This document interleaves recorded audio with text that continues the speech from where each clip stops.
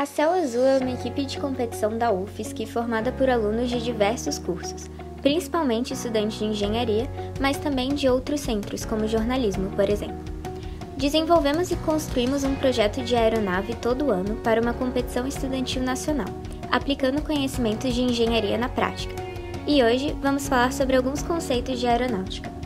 Antes de falarmos mais sobre a Céu Azul e a competição, achamos importante explicarmos por que os aviões conseguem voar. Você já deve ter assistido vídeos de aviões grandes ou pequenos levantando o voo, mas você já se questionou quais conceitos físicos estão por trás de tudo isso e permitem o voo? Bom, antes de mais nada é importante recapitularmos e explicarmos o conceito de força. Força nada mais é do que um agente físico capaz de alterar o estado de movimento de um corpo. Como assim? Digamos que uma pessoa vai ao mercado fazer compras. Ela executa uma força ao empurrar o carrinho, para que ele comece a se mover a partir do repouso. Tendo em vista esse conceito, vamos voltar aos aviões. Existem dois componentes muito importantes em um avião, que são o motor e a asa. O motor é responsável por fazer a força de tração, que é a força necessária para fazer o avião se mover para frente, podendo atingir e manter altas velocidades. A asa, por sua vez, é a responsável por fazer o avião levantar voo propriamente, executando uma força chamada de sustentação. A tração e a sustentação são forças que permitem o voo do avião, mas também temos forças que atrapalham a aeronave. Podemos citar peso e arrasto. Quando estamos andando de carro e colocamos a mão para fora da janela, conseguimos sentir uma força contra o nosso movimento. Essa força chamamos de resistência do ar, ou arrasto. Quando soltamos um objeto, ele cai em direção ao chão. Chamamos essa força responsável pela queda de peso. Para que o avião consiga subir, precisamos que a força de sustentação, que leva o avião para cima, seja maior que o peso. As asas são formadas por perfis, que são seu formato lateral. Quando o avião se movimenta, o ar escoa acompanhando esse perfil, com velocidades diferentes em cima e embaixo, gerando assim uma pressão maior embaixo. Essa diferença de pressão produz uma força para cima, que, como falamos anteriormente, é chamada de sustentação. Essa força de sustentação é a responsável por permitir os aviões levantarem voo. É importante ressaltar que a força de sustentação aumenta conforme o ângulo da aeronave. Por isso que quando um piloto quer que o avião ganhe altitude, ele faz com que o avião incline o bico para cima, para aumentar o ângulo e gerar mais sustentação para a subida.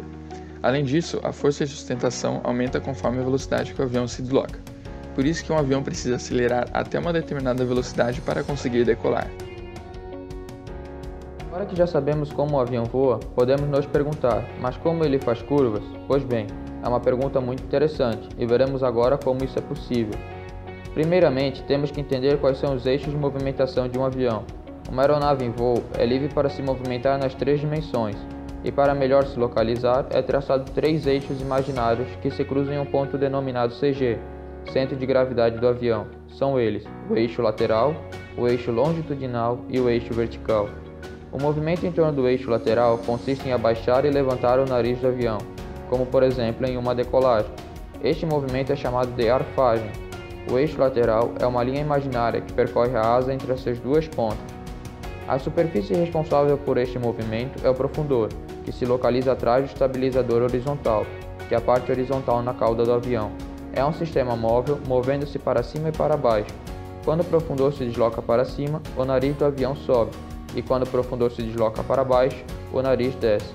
Já o movimento em torno do eixo longitudinal consiste em inclinar a asa do avião para os lados. Este movimento é chamado de rolamento ou giro. O eixo longitudinal é uma linha imaginária que percorre a fuselagem entre o nariz e a cauda do avião. O mecanismo responsável por gerar este movimento é o aileron. O aileron fica localizado na parte de trás da asa e próximo à ponta. É uma parte móvel que se desloca para cima e para baixo. Quando o aileron direito sobe, o esquerdo desce, gerando uma inclinação da asa para a direita. Já quando o aileron esquerdo sobe, o direito desce, fazendo a asa inclinar para a esquerda. Por fim, temos o movimento em torno do eixo vertical, que consiste em virar o nariz do avião para os lados. Este movimento é chamado de guinada. O eixo vertical também é uma linha imaginária e atravessa o avião entre a parte de baixo e a de cima. A superfície responsável por este movimento é o leme. O leme fica localizado atrás do estabilizador vertical, que é aquela parte mais alta na cauda do avião. É uma superfície móvel e se desloca para os lados. Quando o leme se desloca para a direita, o nariz do avião vai para a direita. Já quando se desloca para a esquerda, o nariz vai para a esquerda. Agora que já conhecemos como os movimentos acontecem e os sistemas que geram esses movimentos, iremos ver a seguir alguns efeitos aerodinâmicos a qual o avião pode passar. Um destes efeitos é o efeito da aeroelasticidade. A aeroelasticidade é o efeito das forças aerodinâmicas comentado anteriormente na estrutura física do avião. A maioria dos materiais que conhecemos sofre deformação quando aplicamos alguma força. No avião, não é diferente. Podemos observar a seguir a asa de um avião com ele parado no solo, sem sofrer nenhum tipo de força, e podemos marcar uma linha na posição que a asa está vista de dentro do avião. Agora, tendo esta vista da asa após a decolagem, com a asa do avião sofrendo as forças aerodinâmicas, podemos observar a nova posição da asa, mostrando claramente a deformação por ela sofrida. Claro que a asa do avião tem um limite ao qual pode deformar, por isso existe todo um projeto para garantir que as forças aplicadas na asa não ultrapassem esse limite. Porém, na competição SAI Aerodesign, a competição a qual a equipe Céu Azul participa, onde as equipes levam seus projetos de aviões para voar, às vezes as coisas saem do esperado. Isso é o que acontece quando a estrutura física do avião não aguenta as forças aerodinâmicas aplicadas a ela.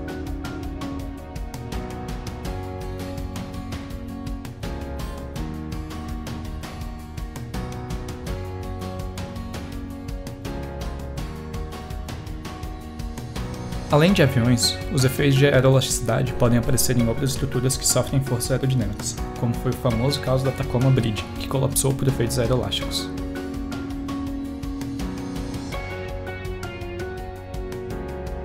Apesar destas imagens assustadoras, ninguém deve se preocupar em embarcar dentro de um avião, pois todos os aviões possuem uma enorme equipe de engenheiros e projetistas, além de exaustivos testes estruturais, garantindo que algo assim nunca aconteça em voo. Por último, falarei sobre a competição. Como já brevemente falado anteriormente, a competição é onde as equipes botam seus projetos à prova. Ela consiste em duas etapas: a apresentação do projeto conceitual e o voo da aeronave. Na primeira etapa, cada equipe deve apresentar para uma banca de jurados o projeto da aeronave, onde, em 15 minutos de apresentação, deve ser falados todos os tópicos importantes dos processos que resultaram no avião que trouxeram para a competição. Na segunda etapa, é o momento que todos esperam o ano inteiro, colocar os aviões para voar. E a partir de vários critérios de avaliações recebe notas relativas aos voos. Mas além de tudo isso, a competição presencial é um fim de semana onde todos ao seu redor têm interesse em comum pela aviação, onde você pode adquirir conhecimentos e conversar com pessoas do Brasil inteiro. É um ótimo jeito de finalizar um ano trabalhando no projeto e o sentimento de conseguir fazer o avião voar, bom, isso garanto que precisa viver para falar a respeito.